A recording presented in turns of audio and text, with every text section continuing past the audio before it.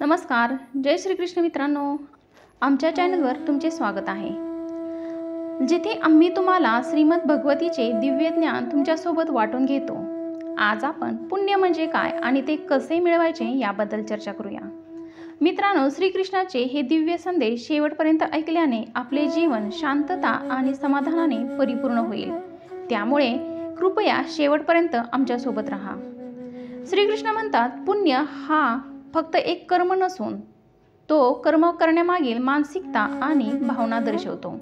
ते सांगतात की पुण्य म्हणजे केवळ चांगले कर्म करणे नाही, तर व्यक्तीची अंतःकरणातील शुद्धता, त्याग आणि परमात्म्याप्रती समर्पण यांचे प्रतीक आहे. श्रीकृष्ण म्हणतात, पुण्य तेच कर्म आहे जे निस्वार्थ भावनेने केले गेले असेल. असे कर्म जे स्वार्थ किंवा फायद्याच्या इच्छेशिवाय केले गेले आहे. ते म्हणतात, कर्मण्ये वाधिकार असते मा फलेषु कदाचन. कर्म करा, पण त्याचे फळ काय मिळेल याचा विचार करू नका. खरे पुण्य ते आहे जे समाजाने विश्वकल्याणासाठी केले जाते. जेव्हा आपण आपल्या वैयक्तिक स्वार्थांना मागे टाकून इतरांची सेवा करतो, तेव्हा आपण पुण्य कमावतो.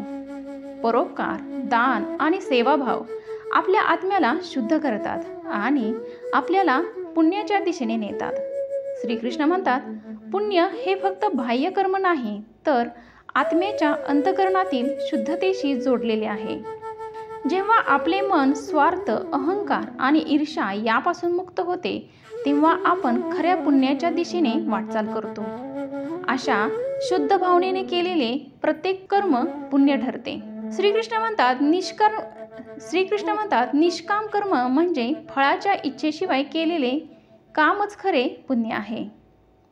हाच मार्ग आपल्याला भौतिक बंधनातून मुक्त करतो आणि परमात्म्याच्या दिशेने नेतो. श्रीकृष्ण म्हणतात, जेव्हा आपण आपले प्रत्येक कर्म परमात्म्याला समर्पित करतो आणि हे जाणतो की आपण फक्त त्याच्याद्वारे सर्व काही करत आहोत, तेव्हा आपण खऱ्या पुण्याला प्राप्त होतो. परमात्म्याप्रती समर्पण हेच खऱ्या पुण्याचे सर्वोच्च स्तोत्र आहे. तर मित्रांनो, हे होते श्रीकृष्णाच्या दृष्टिकोनातून पुण्याचा अर्थ आणि त्याचे महत्त्व.